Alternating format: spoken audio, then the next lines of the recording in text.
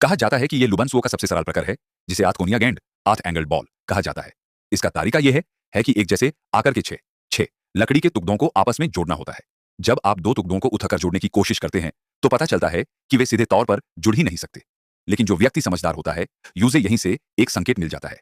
चूंकि सभी लकड़ी के टुकड़ों का आकार एक जैसे है, इसलिए उन्हें जोड़ने के लिए निश्चित रूप से एक केंद्रीय बिंदु, सेंट्रल पॉइंट होना चाहिए।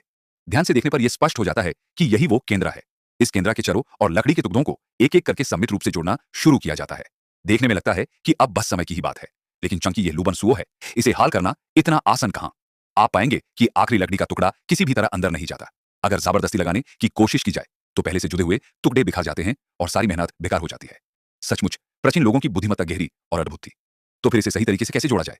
इस समय हमें अपनी स्थानिक कल्पना, स्पेशियल इमेजिनेशन और उल्टी सोच, रिवर्स थिंकिंग का पूरा उपयोग करना होता है। ध्यान से देखिए, सबसे पहले 6 लकड़ी के टुकड़ों को 2 समूह ग्रुप्स में बांट लें। हर समूह में 3-3 टुकड़े। पहले समूह के 3 टुकड़ों को केंद्र के चारों ओर घड़ी की दिशा क्लॉकवाइज में जोड़ें। इसके बाद सबसे अहम बात आती है, दूसरे समूह के टुकड़ों को हमें घड़ी की उल्टी दिशा काउंटर क्लॉकवाइज में जोड़ना होता है। जब दोनों समूह तैयार हो जाएं, तो दोनों हाथों में एक-एक समूह पकड़ें, कोनों को सही से मिलाएं और खुले हिस्सों को आमने-सामने रखें। फिर दोनों को एक साथ अंदर की ओर धकेल दें। देखिए, ये आठ कोनिया गेंद सफलतापूर्वक जुड़ गई।